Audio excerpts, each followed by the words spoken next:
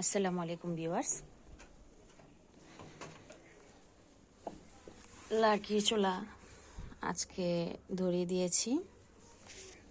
বেশিরভাগ সময় প্রত্যেক দিনই লার্কি চুলায় রান্না হয়, তো অনেক দিন ধরে ভিডিও দেওয়া হয় না।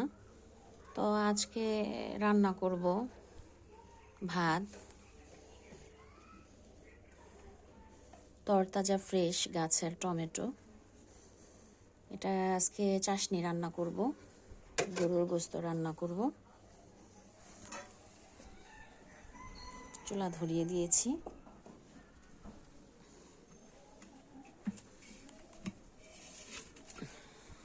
যে গরুর গোশত রান্না করব, আলু দিয়ে রান্না করব আজকে গরুর গোশত।